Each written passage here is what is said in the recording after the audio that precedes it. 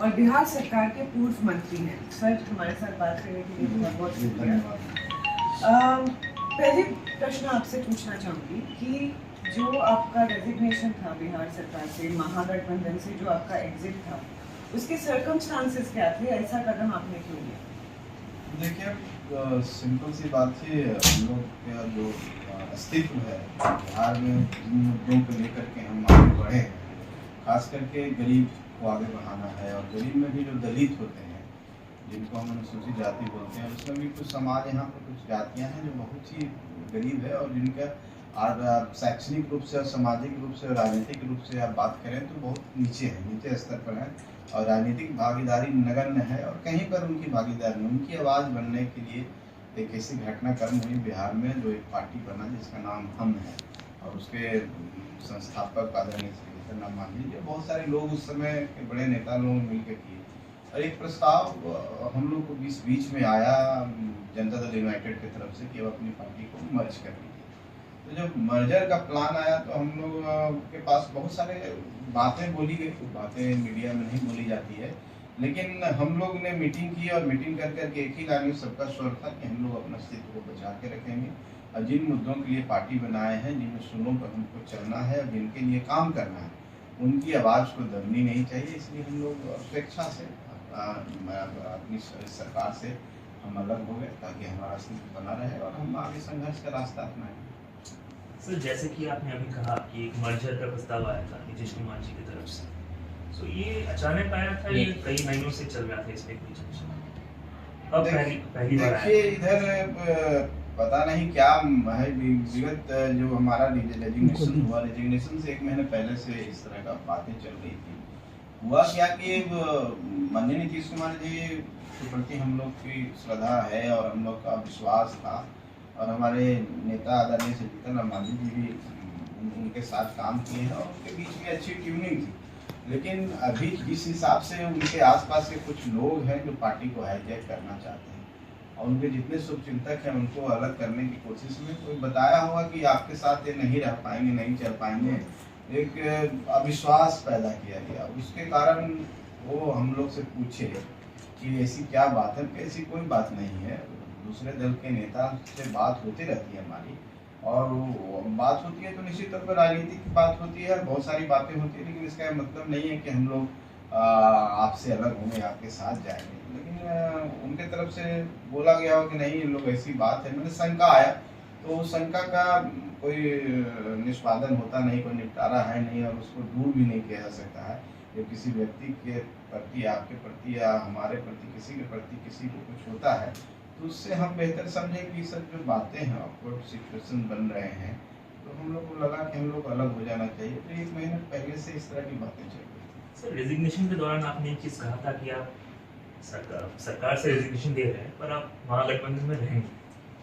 निश्चित तौर पर हमने वो बात बोली थी। इसका कारण यही था कि हम लोग नीतीश कुमार जी के प्रति हमारी सहानुभूति थी, हमारे दल की भी थी, हमारे सभी लोक कार्यकर्ताओं का, और हम लोग चाहते थे कि नीतीश कुमार मजबूत रहें। और ठीक है, हम मंत्री न रह सके, लेकिन हम उनके साथ चलने को तैयार हैं। लेकिन हमने वो ये भी बोला था कि उनके दल के जो बड़े घटक दल हैं, अगर उनकी तरफ से इच्छा होगी तभी न रहेंगे। लेकिन राष्ट्रीय जनता दल के नेता तेजस्वी यादव जी और राष्ट्रीय अध्यक्ष जनता दल यूनाइटेड, दोनों ने एक लाइन में बोला, तो हम लोग उसी की स्वेच्छा से बोले कि नहीं ठीक है, अगर उनको कह रहे हैं वो नहीं चाहते हैं तो हम लोग महागठबंधन से। और आपके पिताजी श्री जीतन राम मांझी, जो पूर्व मुख्यमंत्री रहे हैं बिहार के, आप लोगों का दिल्ली में अमित शाह जी के साथ मीटिंग हुआ। थोड़ा सा अगर हमें बता पाए कि क्या, किस मामले में मीटिंग था, क्या बात हुई, बिहार को लेके क्या आप लोगों का प्रपोजल अपने सामने आया? देखिए, जब हम लोगों ने रेजिग्नेशन दिया तो हम पार्टी की राष्ट्रीय कार्यकारिणी की मीटिंग बुलाए हैं, और पार्टी के जितने भी प्रबुद्ध कार्यकर्ता हैं और जो पार्टी के बनाने में जिनका योगदान रहा है, सबसे मिल करके बातें हुई और सबने बहुत सारी बातें बोली, और उसमें हर विकल्प चर्चाएं हुई, और सबने आखिर में एक अधिकृत कर दिया मुझे। जब हम दिल्ली गए, दिल्ली जाने के पीछे बहुत सारा विकल्प था हमारे पास, उसमें एक विकल्प ये भी था। हमारी मुलाकात हुई माननीय गृह मंत्री जी से, और उस मुलाकात में हम लोग की बहुत लंबी वार्ता हुई, और बिहार के जो वर्तमान स्थिति है, चाहे राजनीतिक हो, चाहे जिस लोगों के लिए, हम गरीब के लिए काम करते हैं, उनकी जो सामाजिक अभी दशा है और उनके लिए सरकार के द्वारा किस तरह से काम किया जा रहा है और कहाँ पर परेशानी है। और हम लोग समय समय पर सरकार को भी बोलते रहे हैं बंद कमरों में, चाहे कुछ ऐसे फोरम पर कि ये समस्या है, इसके साथ ऐसा होना चाहिए, कुछ भी ऐसी नीति है सरकार के खिलाफ, सारी बातों पर चर्चा हुई और हमने एक ही प्रस्ताव रखा उनके सामने कि हम जिनके लिए लड़ाई लड़ रहे हैं, जिनकी आवाज़ बनने की कोशिश कर रहे हैं, आपकी पार्टी का सहयोग चाहिए। उनकी तरफ से आया कि हम लोग तो काम कर रहे हैं गरीबों के लिए, दलितों के लिए, और हम लोग हर दलितों को देने की कोशिश करें, हम लोग के साथ चलिए, कोई परेशानी होगी और भी हमारा सहयोग तरह से पार्टी स्थिति बना रहेगा। लोग सोचा हमें कि नहीं, अगर उनका मन है और खा रहा है, हम एक दूसरे से सब लोग एक हो जाएंगे, संगठन मिल करके अपना हम लोग इसी में भी नहीं, हम लोग जब साथ जाते हैं हम अपनी तरफ बोल देते हैं और उससे हम लोग निकल करके साथ सर आप एक में टीम पे चल आपको किस मिलेंगे? देखिए जो बड़े नेता हैं उनसे वो तो डिलीवरी पार्टी की तरफ किसी गठबंधन की अंतिम मोहर लगती है, उससे पहले प्रक्रिया होती है। पार्टी में बहुत सारी प्रक्रिया है, ये बातें आती है और ऐसी बात नहीं। अब हम बारे में कि हम दिया है, के बारे में बोला गया हैसियत क्या है, हम लोग के बारे में बोला गया है, लेकिन हम लोग बात इधर पर हो रही थी, एकदम सच बात है।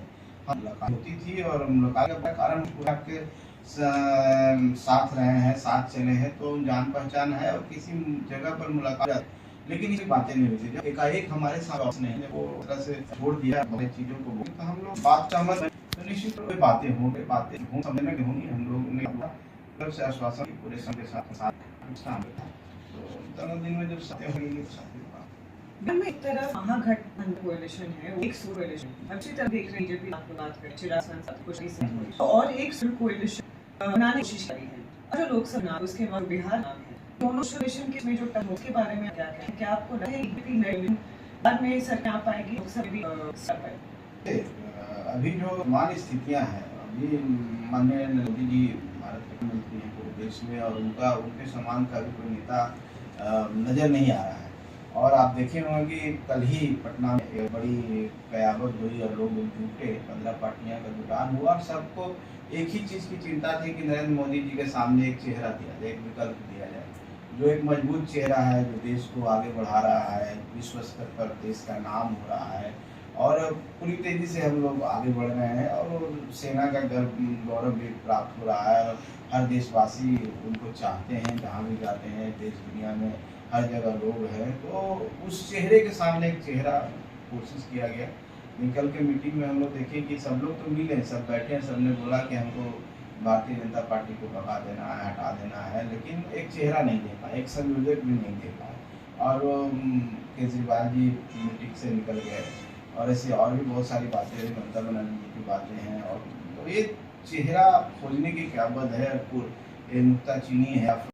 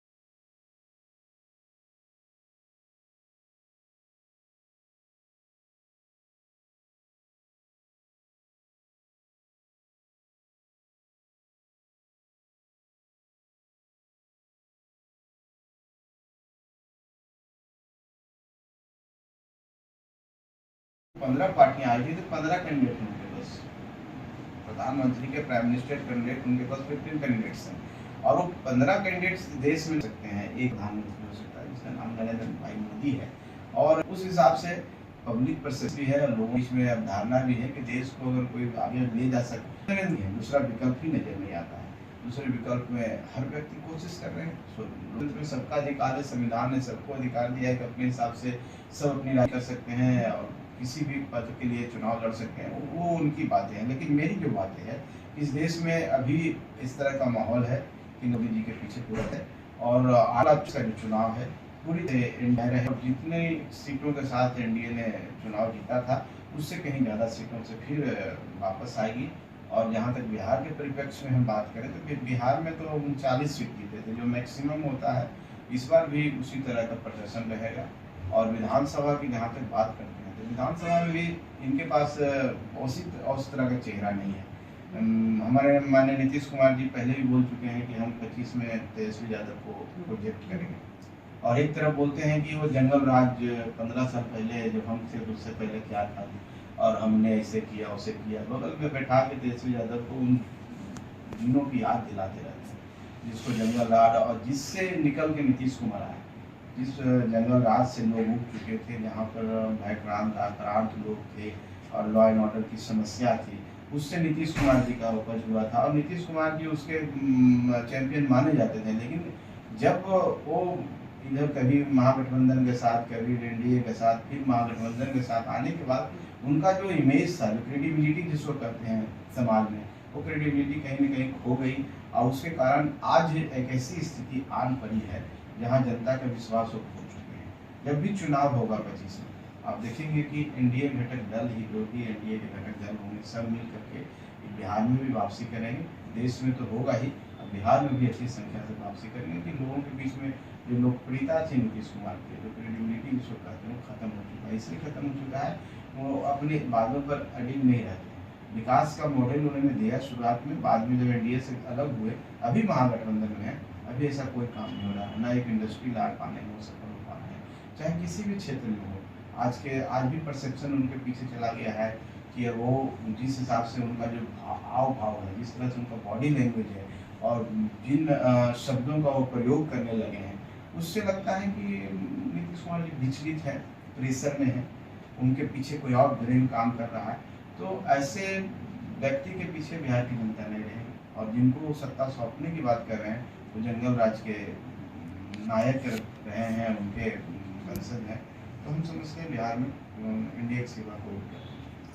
क्योंकि आपने ये विपक्षी मीट की बात की, नीतीश कुमार जी ने जब आप छोड़ रहे थे महागठबंधन, उन्होंने एक बात की कि विपक्षी पार्टियों का मीट है, अगर आप लोग आ जाते हैं तो जितना भी बात होता वो बीजेपी को पहुंचा देते हैं। इस पे आप कैसे रिएक्ट करेंगे?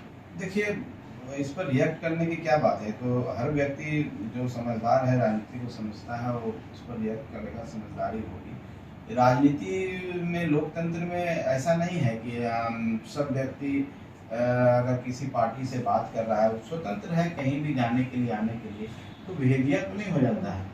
हमको संविधान ने अधिकार दिया है कि मेरी मर्जी है कि हम किस अलायंस के साथ रहें, ये मेरी मर्जी है कि हम किस पार्टी में चले जाएं, ये मेरी मर्जी है कि हम अपनी पार्टी को मर्ज करें ना।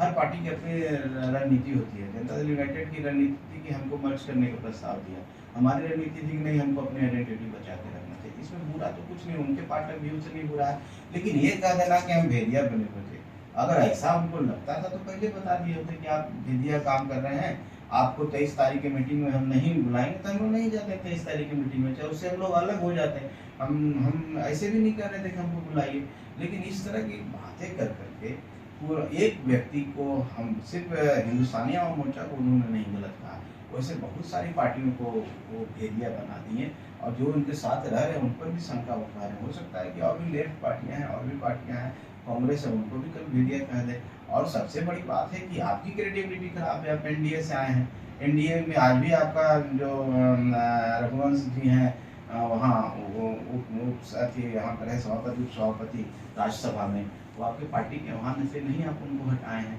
तो हो सकता है कि एक ब्रिज का काम वो भी कर रहे हैं, तो आप पर भी बोला जा सकता है। आप हमेशा जब मन करता है तब बिहार को अपने कारणों से इधर उधर कर लेते हैं। तो भेदिया शब्द तो ये दर्शाता है कि जो छोटी पार्टी है, जो आगे बढ़ना चाहता है, खास करके दलित की पार्टी है, उसके सफलता से विचलित हो चुके हैं, और वो नहीं चाहते हैं कि वो आगे बढ़े।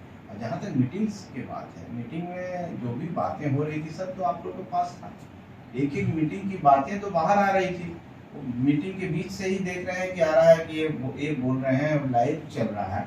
तो जब लाइव जो सारा चीज चल रहा है उसमें हम क्या बताते हैं, क्या भाजपा को हम बताते हैं, ये तो हंसने वाली बात है, सोचने वाली बात। इसीलिए हम कहते हैं जो नीतीश कुमार जी थे पहले, वो इस तरफ महागठबंधन में आने के बाद इतने प्रेशर में, पता नहीं क्या प्रेशर है, उनका जो बॉडी लैंग्वेज है, उनकी जो भाषा है, उनका जो हाव भाव एकदम चेंज हो चुका है। अब ये परसेप्शन डाउन द लाइन जा रहा है, और ये परसेप्शन इतना खराब जा रहा है कि जनता अविश्वास करने लगी है।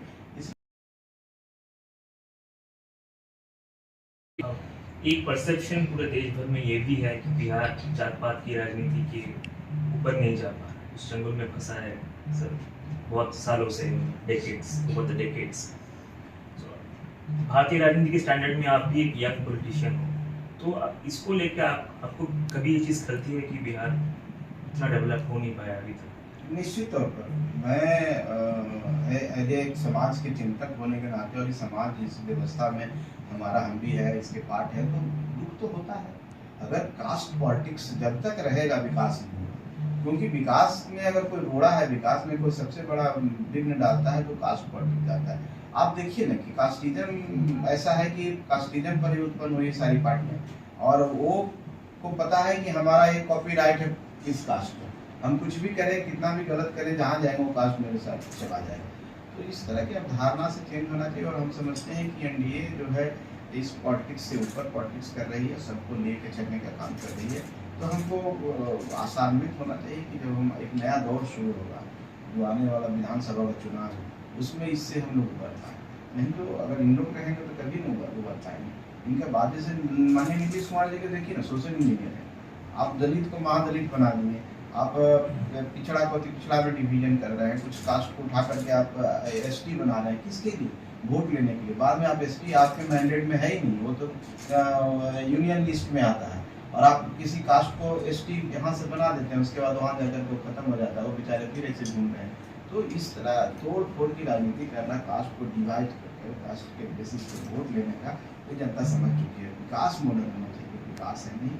हम लोग आशान्वित हैं कि जब नयापन आएगा बिहार में, क्योंकि 20 साल एक व्यक्ति ने 20 साल राज किया, 20 साल के बाद कितने जनरेशन चेंज हो जाता है। नया जो जनरेशन आ रहा है, निश्चित तौर पर कास्ट पॉलिटिक्स से अब अपने आप को निकलना चाह रहा है। हमारी सोच नहीं है, तो उस जनरेशन उस समय शुरुआत हमने शुरू की थी जब शुरू हुआ था।